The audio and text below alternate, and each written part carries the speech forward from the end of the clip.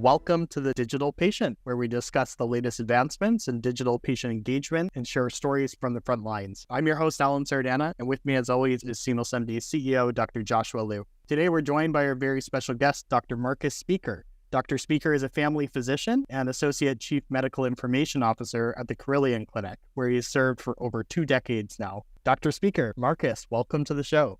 Great to be here. It's fantastic having you on the show. You've had such a rewarding career that has really borne witness to the evolutions of informatics and healthcare technology. Like I mentioned in the bio, you've been with the Carilion Clinic for over 2 decades. You've also played an instrumental role in Epic integrations and are focused on clinical decision support and expanding clinical functionality. To start the conversation, though, I wanted to go way back. What got you into computers and electrical engineering, and then why family medicine? Oh, how much time do you have? We can go way, way back. Back when I was probably 10 or 11 and got my first Commodore 64. So old school, and did programming on the Commodore 64 and then moved to the 128 and then loved math and science. And so when I got to college at West Virginia University, engineering kind of made sense as the thing. Although I was young and naive and Top Gun had just come out. So I was thinking about doing aerospace engineering and then going to the Navy to fly planes as a pilot. I don't know what I was thinking there. But in that freshman year, they had a general engineering course that all the different flavors of engineering came down and kind of showed what they were doing. And again, the computer and electrical engineering, that group just resonated. The computer piece was not accredited. At that point in time, there was only there were 2 accredited universities with computer engineering degrees, and that was the Naval Academy and Carnegie Mellon. So I did electrical as well, so that if the computer engineering program had not been accredited, I would at least have an accredited degree from a 4-year accredited college degree. So it's the computer electrical engineering piece. And then as a senior, decided that I didn't really want to do electrical engineering for the rest of my life. It was too much like the Big Bang Theory. I was living that with all the Star Trek jokes and Star Wars jokes, and I got to do something different. And took a biomedical engineering course. It was one of the first ones offered, and we looked at MRIs and how you could tell the position of a thumb through this specialized MRI at the time. And I thought, wow, that's really awesome to be able to do that. And so then, the rest is kind of history, turning off toward medicine. Now, the family medicine component, it's really exciting because, the MRI piece was like, okay, maybe I want to do neurosurgery, which again, is kind of crazy. But on my way to med school, I spent the summer volunteering in a free clinic in Morgantown, West Virginia, called Morgantown Health Right. And obviously I had no medical background, but was working the front desk, was talking with people, and that primary care piece was just it was an overwhelming experience. It was amazing to be able to help people that needed help in that free clinic, working alongside a number of the faculty from West Virginia University would come down there and staff the clinic, and so being able to work beside them was just an amazing experience. And so said, yes, I think I want to do family medicine. They got into med school, and obviously that was the right choice. So putting it all together, yes, it was kind of crazy. Yeah, Marcus, I think, we talked to quite a number of, CMIOs and folks in the clinical informatics world, and it feels like folks who are in primary care or hospitalist medicine tend to be the most common types who end up being in the CMIO type role. I'm curious, do you think that's just coincidence, or is there a reason why folks like yourself in primary care end up going into clinical informatics and leading in those roles? I think it probably is a combination of things. I think certainly a family physician that has been family medicine trained, you do obstetrics, you do pediatrics, you do urgent care. So you have the breadth of knowledge. You've done the surgical rotations, you've done the OB rotations, you've done the ED rotations, and so you kind of know all these different aspects of medicine. So it puts you in a very good situation to be able to communicate with most physicians. I also think, right, as we started through the digital technology age, with the EMR implementations, there were fewer board-certified ED docs. Because I also think that an emergency medicine doc makes a really good CMIO, because they also have that breadth of knowledge. But the family medicine docs, primary care docs, and internists to some extent, they were getting to that point in their career. So they were hitting their mid to late career time frame, and we're looking for something different. Some of those were really good with technology, and so those became some of those first CMIOs and pioneers. So I think, again, a combination, but I think as we're going forward, we're seeing more and more specialists, we're seeing more and more ED docs starting to shift into informatics and add that. But I think that's at least initially why we've seen so many from primary care. Today's episode is brought to you by SeamlessMD, which enables health systems to digitize patient care journeys, leading to lower lengths of stay, readmissions, and costs. Josh, you used to be a doctor. Did you ever feel like patients showed up unprepared for surgery? Or maybe you felt like you were sending patients into a black hole after discharge? All the time. We give patients paper and verbal instructions, which are so easy to forget and really hard to follow. And we have no idea what happens to them outside the hospital.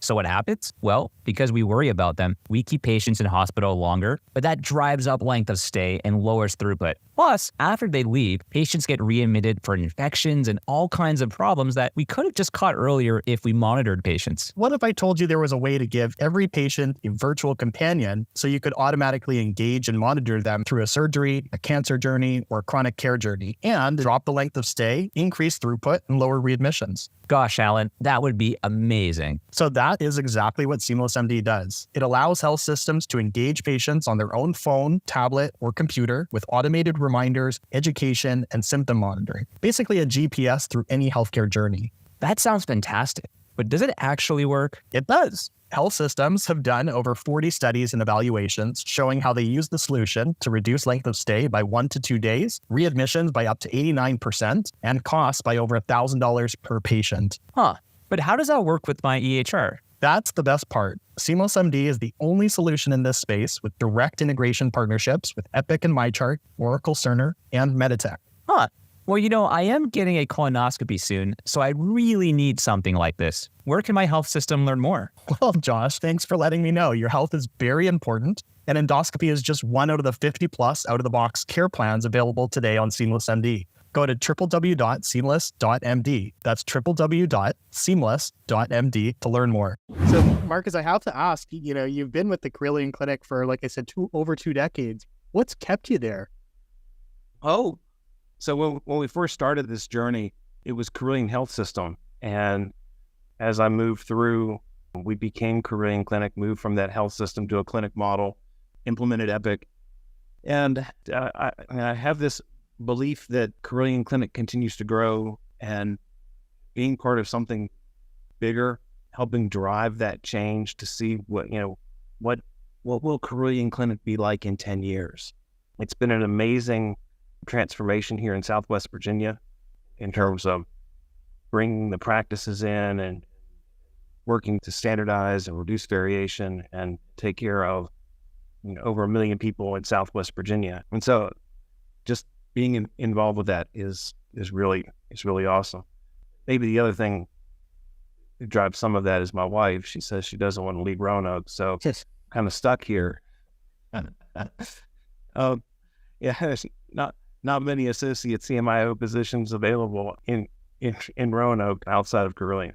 That's fair. Can I actually, I'm curious, when we look at other industries, let's say outside in the healthcare system providers, because let's talk about maybe like technology companies or other businesses, I think we've seen a shift in how long folks are staying with organizations. So, decades ago, it was so common that you would spend 20, 30 years, the single organization. But I feel like now with like the new generation of young professionals, it's a lot more common that folks are staying, 2-3 years and trying something new. Do you feel like there's been that same generational shift in healthcare lately, or is healthcare different because there's so much still brick and mortar care that folks still tend to spend a long time with the same health system?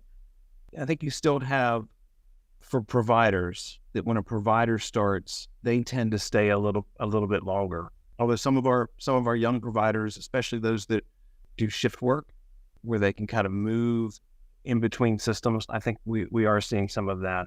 as we moved through COVID in the IT sector, we found people shifting jobs very, very quickly. And so that was one of the challenges that we faced coming out of COVID, was retaining and bringing in new talent. And with the shifts that we've seen in working from home and the hybrid models, what's the term? People can change jobs but not change seats. Yeah. So I can be working from home today with my home office set up and working for one company, and another company says they want to pay me 10% more. I can just shift and start working for that company and don't have to pick up, don't have to move. We've heard stories of people bouncing back and forth between 2 or 3 companies, coming back to the same company at higher rates. And so people trying to negotiate those higher salaries. But yeah, I think shifting around is the new norm in some cases. Well, speaking of the frontline provider experience, I think one of the things that Alan and I really noticed about you was, even though you're a technology and informatics leader at Carilion, you really thought a lot about how do we bring the joy back to medicine, the joy back to healthcare, and investing in employee well-being. And one of the things that, I guess the way that we met was, I saw you speak at Becker's in one of the panels, and what struck me was that there was a conversation on the panel about, what's the best tech investment you made lately at your health system? And everyone else was talking about more, I think, I won't say obvious, but the more common answers, things they've implemented in software, their EHR and whatnot. But you said, hey, one of our best investments in tech was actually a Starbucks coffee machine, because you felt that anything that brings connectedness back between frontline clinicians is so important to tackling burnout. I thought that was such a really unique point of view coming from someone in a CMIO type role. What did you mean by this, and what have you learned from that? I guess that's the family medicine, that's the family doc in me coming out. I'll kind of share the backstory on that. When I was a resident at the hospital here, we had medical records. So in the medical records room, there were all the paper charts. And so you would come down and you'd have to sign orders and complete records, and you didn't have you didn't have access through the EHR. But on the side of the medical records office, there was the physician lounge, and there were some leather couches in that lounge, and we always called it the leather lounge. That's what the residents called it. And the docs would kind of congregate there, 2 or 3, not mass quantities, while you were waiting for people to bring in your records, or while you were waiting for something. And that's where the relationship started to develop, or continued to develop. When we put in Epic, paper charts went away. There were no more paper charts. And so we didn't need a physician lounge, and the physician lounge went away. And fortunately, our senior administration realized that the docs need that space to get together and have those conversations. And so they kind of built out another space. And in that space, they put this automatic coffee machine, and you had to badge in, right? So if you didn't have a physician badge, you couldn't get to the coffee machine. But the docs would come down and they would badge in, and they would get their cup of coffee, and they would see each other, and they would have conversations. And so, again, I think that is so critical to taking care of patients and taking care of ourselves, developing those relationships, that connectedness we share in the journey of patient care and our struggles. There are few people that understand the struggles of physicians other than other physicians. And so being able to talk through those things with colleagues is really important. And so, again, I think bringing those docs together and giving them a place to talk and meet is critical to bring joy in. Yeah, I think one of the fascinating things about technology sometimes is it's made it so much easier for us to collaborate separately from separate locations and not be in the same room, that sometimes it actually disconnects us and it makes it hard for us to build camaraderie.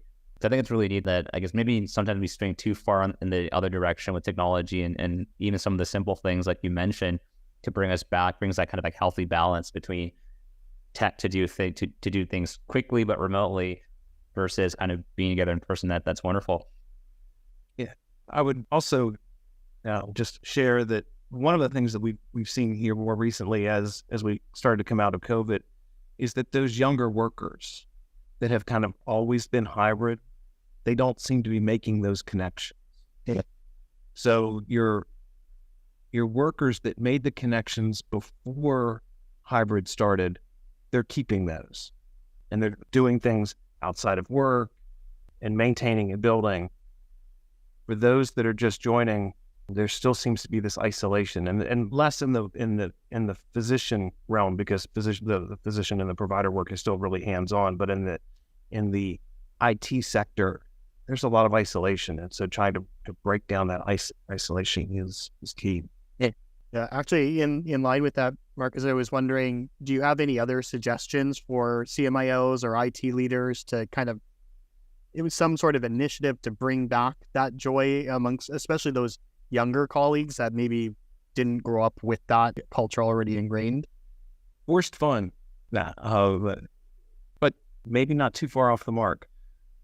One of the things that occurred here at Carilion on Friday, there was a group, and I had no hand in this, but our IT side, strictly IT side, they put together a stocking stuffer project, stuffed over 300 stockings that will be delivered throughout the health system. But what was really great was that we had a couple people that are fully remote that showed up. We had one person drive up from Georgia to spend 2 days up here, 2 nights, stuffing stockings. And so it brought the group together to do that work. And so meaningful. It was meaningful work, giving back to the organization, or it could have been any organization, but it brought that team together outside of best practice advisories, preference lists, and things like that, and really made a difference. So, it doesn't have to be stocking stuffing, but how can you, once or twice a year, get people together to share in something that provides meaning and potentially is driven by what they're doing. So it's their interests. Yeah, I think one of the neat things about being in the provider setting is that, unlike other organizations, like let's say a technology company or other businesses where you could just do everything remotely if you wanted to, because in-person care is still such a huge part of healthcare delivery, I guess you won't totally ever lose that part of it. And so I get that maybe some of the younger folks don't have to do it as much, but they still have to do it. And I think that's actually maybe one of the nice things about healthcare, where you won't lose that in-person collaboration. You have to do it. And so more than any other type of industry, you keep seeing the benefits of it. That's really neat.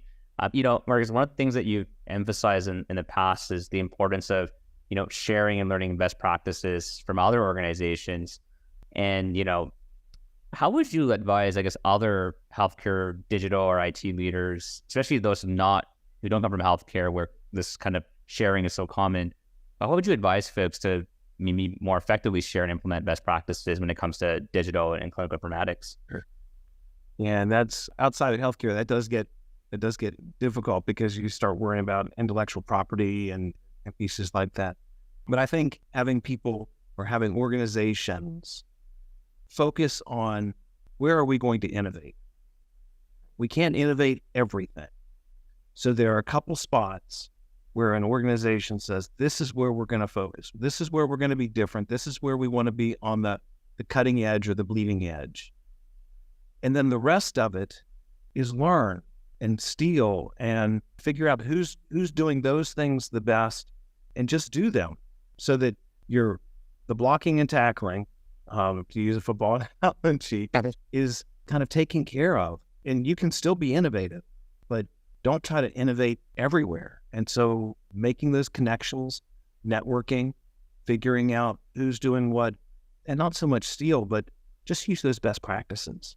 One of the things that reminds me of is, in our industry or in the business world, I think one of the common phrases is, you don't need to innovate on everything. Like, innovate on your product, maybe on your business model, but like, don't try to innovate on the tested and true methods of how to run an effective team meeting, or how to organize your company in terms of the structure and the people and the roles. like innovate on the stuff that matters, that only you can innovate on, like the product. I think that's a really great point, Dr. Speaker. Sometimes, Marcus, sorry, I ruined the the casualness of it, but I think it's such a good point that sometimes I think, we try to be too creative. We try to find innovation in everything, but you're right. Like focus on like the 10% that matters the most, innovate on, and the rest, like blocking and tackling, just rip and deploy, do the other R&D. Yeah. Yeah, it makes absolute sense. And that thought is not original. First time I heard that, it was Judy Faulkner at Epic, who basically said, take the best and just implement it. Just do it, because you don't have enough IT people working for you to do everything.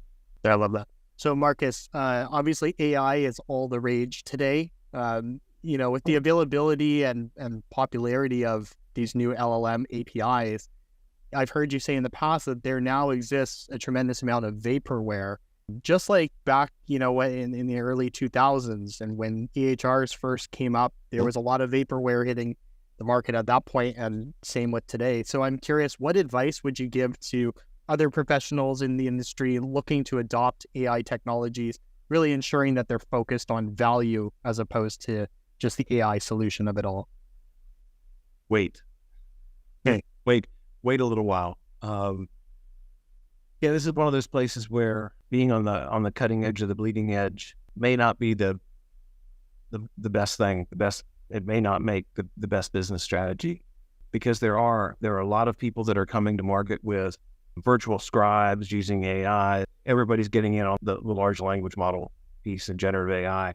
And when you start to engage and the presentations are great, but when you dig down underneath, you start finding things that may look good on the surface, but when you look at some of the product critically, very quickly you realize that your compliance office, your legal office would risk management, they would just start losing their minds, because from a generative standpoint, it's some of the notes and pieces that are happening are not really what you talked about. We had one vendor that, as we were going through a demo, where we mentioned GERD, and in the assessment and plan, it put this whole outline of what to do for GERD, and we hadn't talked about any of that. We hadn't started talking about a proton pump inhibitor or anything. And from the standpoint of making it easier for providers, yes, that potentially looks good. But if we didn't talk about it, and it goes in the note and says that we talked about it, that's a huge liability. And so those are the types of things that we have to watch for. And as we're looking at prompt generation for these large language models, following hallucinations very carefully, to some extent, the medical advice, I think that as we're doing some work right now with our providers in basket, being very careful with what advice we're giving to patients and what advice the language models are generating. But just wait a little while.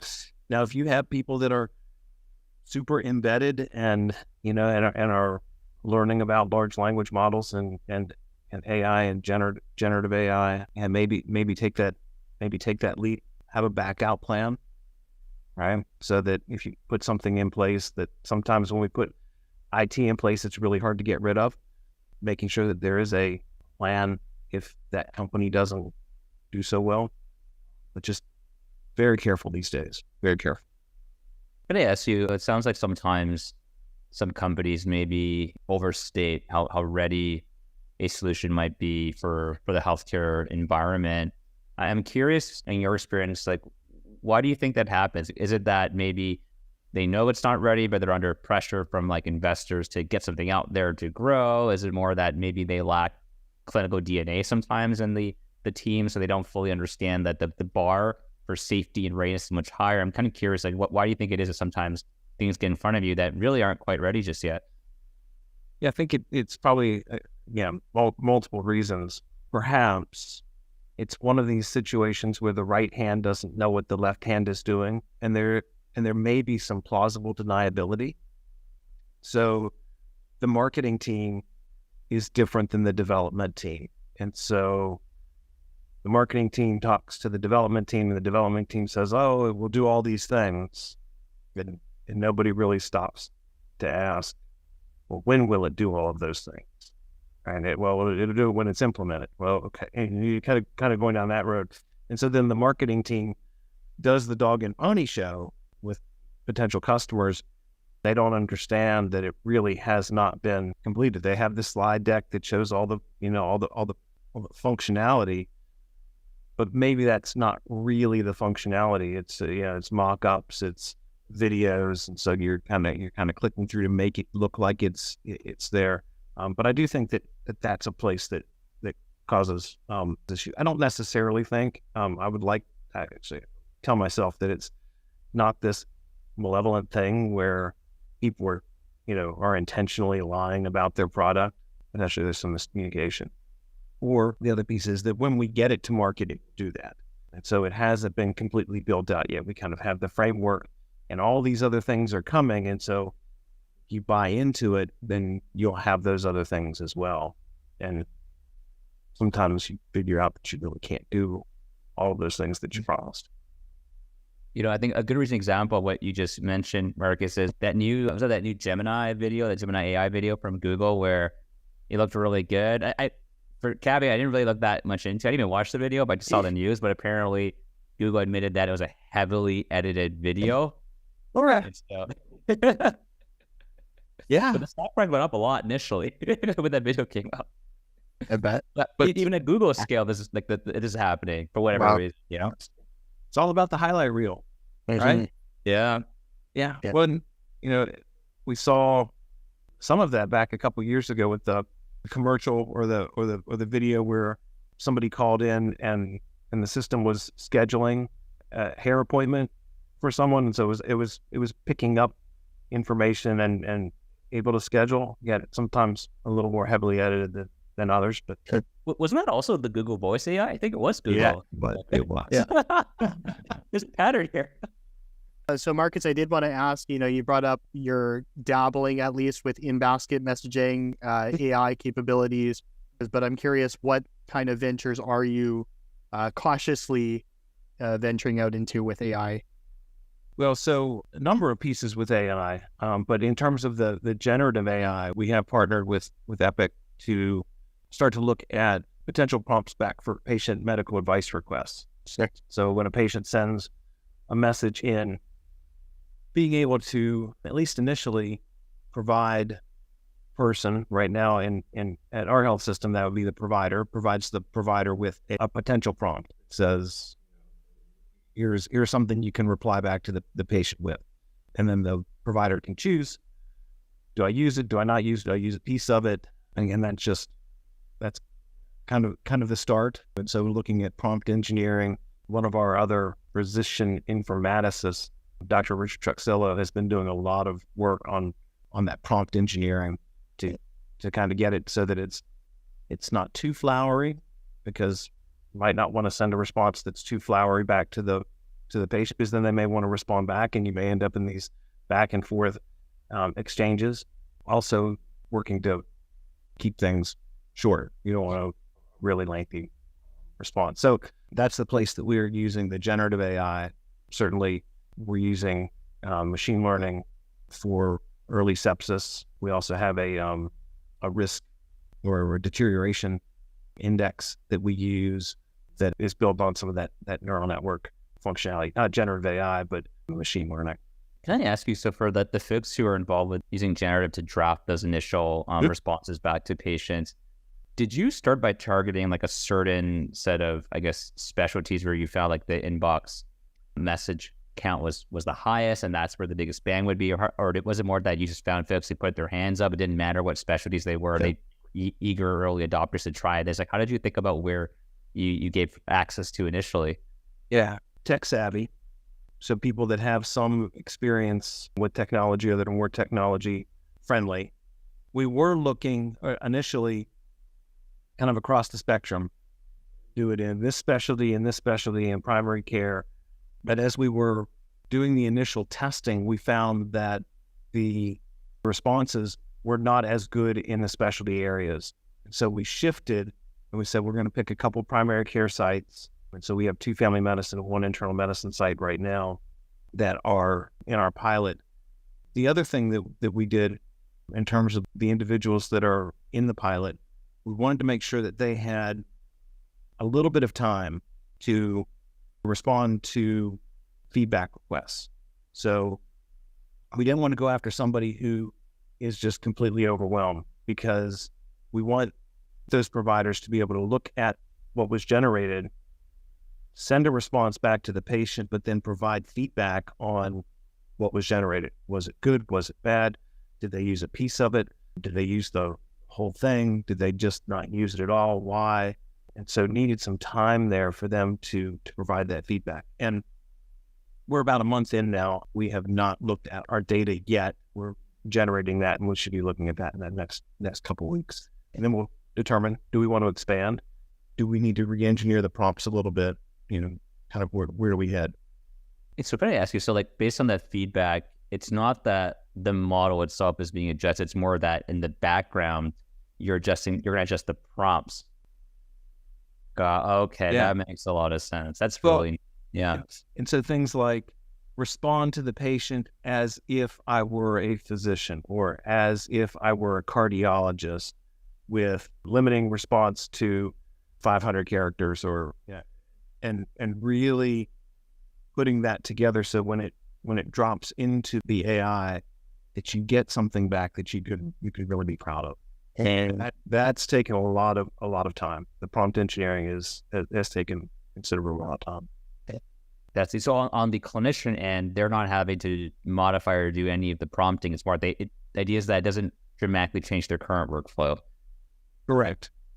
What the patient types in, feeds in, kind of wrapped with the prompt, and then something is given to the provider. And to the provider, it's seamless. They don't even see that happening when they open up the message. There's a block of text that says, "Here's a potential response." Right. I love it. It's so thoughtful, because I think there's probably certain very savvy people who would say, hey, like, can I just I want to control the whole prompt? But like 99% of your providers don't have that sort of desire to have control.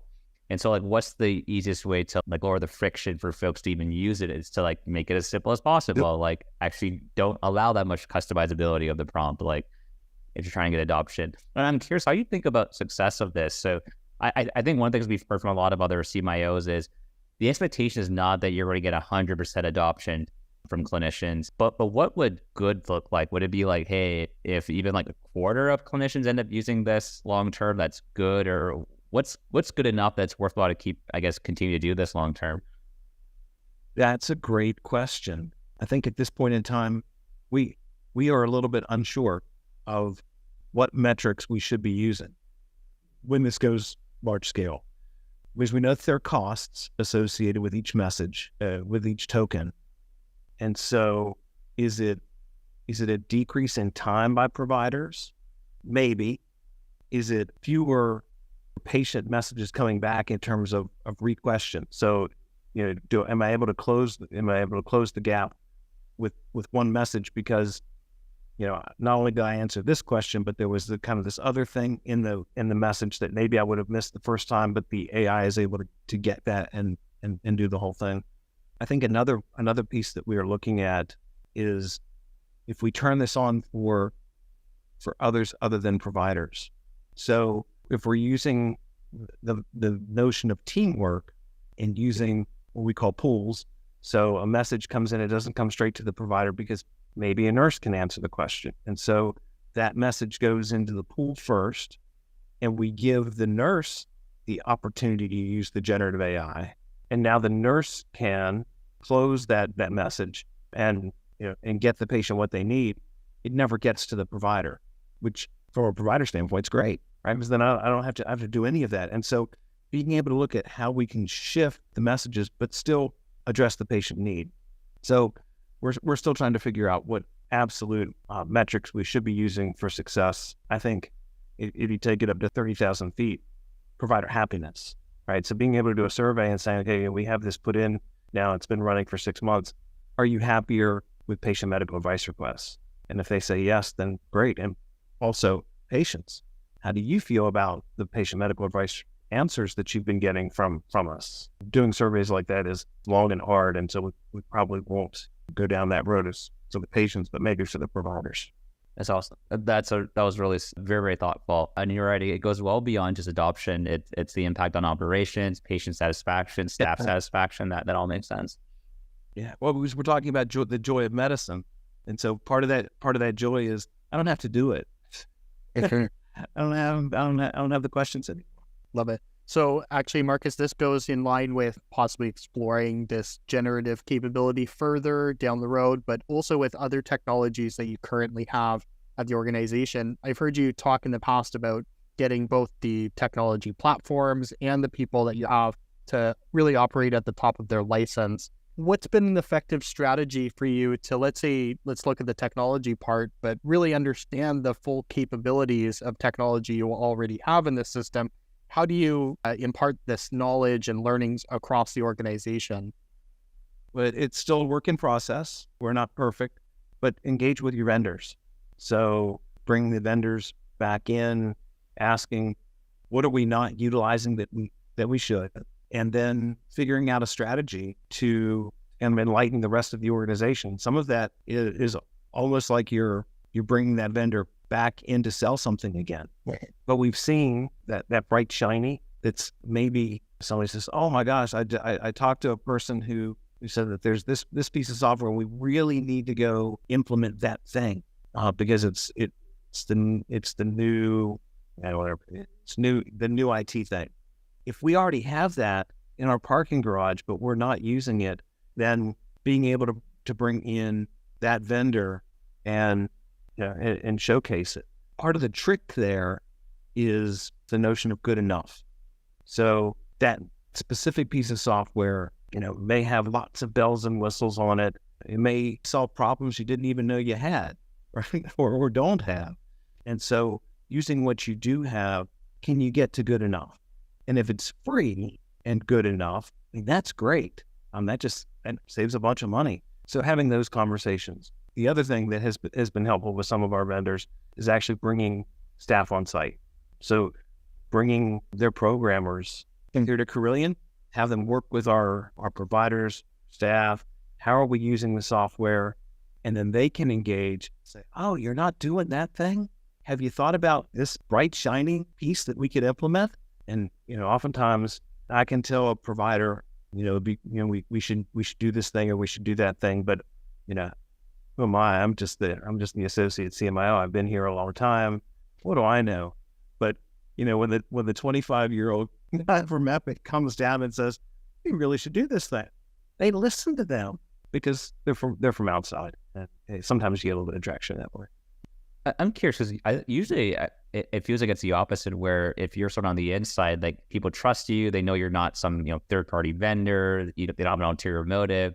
But you're saying sometimes actually someone who's not from the inside, I'm not saying they're more trustworthy to your colleagues, but maybe they may not be seen as having a different, like a certain agenda. Maybe it's if they're already an existing vendor, there's no real agenda because it's not like they can sell you more and make more money. It's more like, no, it's already implemented. You can use it or not. We hope you use it, but we don't care if you do or not. Is that why sometimes that third party can be, helpful? Or I think so, and I think sometimes it's just the mindset. When you have somebody from the outside that has come in and is engaging with a group, that engagement is different than what they're used to, and sometimes the mind opens up and they're open to new ideas at that point, rather than kind of, as you point out, kind of the same discussions that we've been having for a long time, where everybody has their roles and they're doing what they're doing. And so sometimes if you mix that up a little bit, people are open to new ideas. Okay.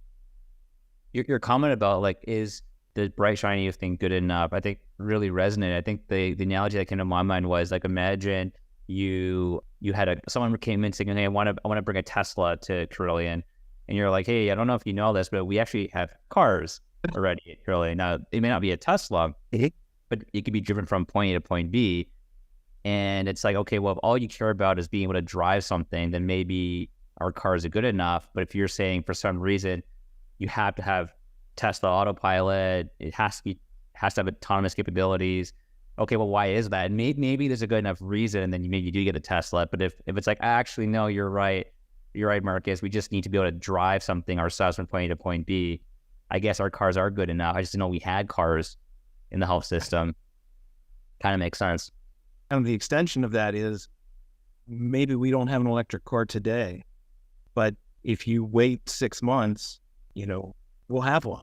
And so then you don't have to go out and get that thing. I've seen that a lot with Epic systems where sometimes they're not the fastest to production, but if you give them some time, they come around, and then they usually do it at least as good or maybe even better at some other areas.